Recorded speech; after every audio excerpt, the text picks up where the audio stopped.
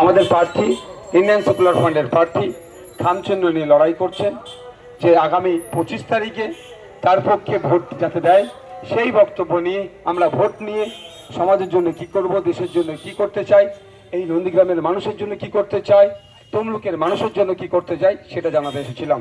কিন্তু দুঃখের বিষয়, আমাদের সমস্ত স্তর থেকে যে সময় একটা প্রোগ্রাম করতে গেলে, জনসভা করতে গেলে যে সমস্ত পেপারস করে প্রয়োজন হয় সমস্তগুলো আমাদের কাছে ছিল। আমরা যত সময়ে প্যান্ডেল মাইক স্টেজ করার জন্য প্রস্তুত যখন নিচ্ছিল, তৃণমূলের আশ্রিত কিছু গুন্ডামস্তান তার দলের কিছু নেতারা থেকে আমাদের প্যান্ডেল ভাঙচুর করে এবং সেখান থেকে আমাদের যারা দায়িত্বশীলেরা ছিল ওখান থেকে তাদেরকে বিতাড়িত করে। আমরা মারের বদলা মারের রাজনীতিতে পছন্দ করি না আর করব না, কারণ চোখের বদলে চোখ যদি তুলে নেওয়া হয় পৃথিবীতে একদিন তো সবাই অন্ধ হয়ে যাবে, সেটা আমরা চাই না। আমরা প্রশাসন বন্ধুদের কাছে, যেখানে উনি ওখানকার যিনি চার্জে ছিলেন সেই সাহেবের সাথে কথা বললাম, তিনি আশ্বস্ত করেছিলেন যে আপনারা থানায় যে একটা লিখিত জমা করুন, আমরা তাদের বিরুদ্ধে ব্যবস্থা গ্রহণ করব।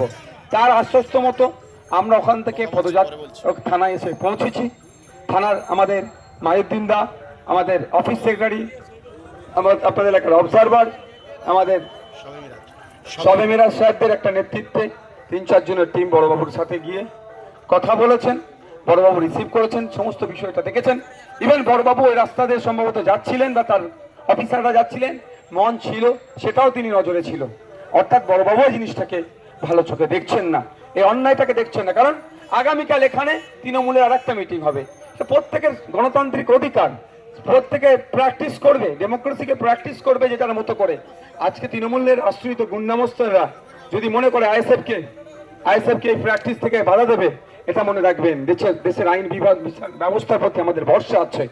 যে বেটা ভাবছে ক্ষমতা আছে, দাদা দিদির হাত তাদের কাঁধে আছে, শুধু তাদের একটু বলে যেতে চাই এখান থেকে যে আপনার জ্যোতিপ্রিয় মল্লিকের হাতেও কিন্তু দাদা দিদির হাত ছিল, কাঁধে ছিল। শাহজাহান শেখেরও কাঁধে কিন্তু দাদা দিদির হাত ছিল। উত্তম শিবুদের কাঁধেও কিন্তু হাত ছিল। ওইদিকে পার্থবাবুরও কিন্তু কাঁধে হাত ছিল এবং অনুব্রত বাবুরও কিন্তু দাদা দিদির হাতটা কাঁধে ছিল। তারা কিন্তু প্রত্যেকের আজকে জেলের ভাত খাচ্ছে। তাই আইন আইন আইন বিচার ব্যবস্থা সবার জন্য সমান, কেউ আইন বিচার ব্যবস্থা ঊর্ধ্বে নয়। আজকে আমরা থানায় জমা দিয়েছি, থানা আশ্বস্ত করেছে, এফআইআর রেজিস্টার্ড করছে, এফআইআর শুরু করছে। আমি আশা করব যে কালকে আমার ওই মেদিনীপুর জেলার এই বিপ্লবের মাটিতে কালকে আমারও প্রোগ্রাম আছে, আমি কালকে আবার আসবো এই বিপ্লবের মাটিতে। যদি কালকের মধ্যে কোনো অ্যাকশন না নেয়, পরবর্তী কি করতে হয় না করতে হয় গণতান্ত্রিক প্রক্রিয়ায় আমি আমার ভালোবাসার মানুষ আইএসএফ এর কর্মী সমর্থকদের উদ্দেশ্যে তখন জানাবো। আজকের আমাদের এখানে কোনো ভাষণ দেওয়ার মিটিং নয়।